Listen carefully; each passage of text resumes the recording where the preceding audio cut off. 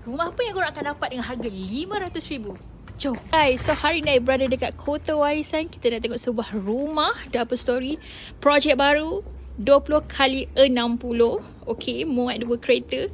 So basically projek baru kita ni masih lagi berbaki 60 unit guys. Masih ada lagi unit yang available. Intermediate unit masih ada dan unit corner tinggal 1 unit sahaja. Kalau you all teringin nak ada rumah luas, tanah sebesar alam macam ni, unit corner kita ada 1 lagi. Okay, so jom kita tengok kat dalam. Rumah ni ada 4 bilik, 3 bilik air. Depan ni kita bagi awak sliding door. Okay, so pintu pintu pun solid awak, kita bagi awak. Dalam dia basically ini adalah rumah projek baru kita. Beli rumah ni sekarang kita ada offer. Kalau you grab kita punya offer sekarang ni, boleh dapat macam-macam barang, antaranya aircon dan banyak lagi cash rebate.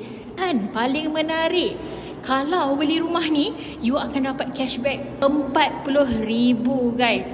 Banyak sangat-sangat. So bolehlah buat kitchen cabinet idaman you all dekat sini. Okay, so sekarang kita dah berada di level atas.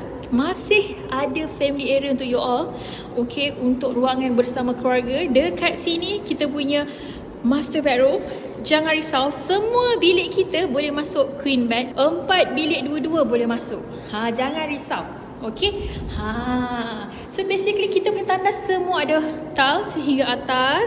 Apa yang you all nampak ni, workmanship dia sama seperti apa yang you all akan dapat.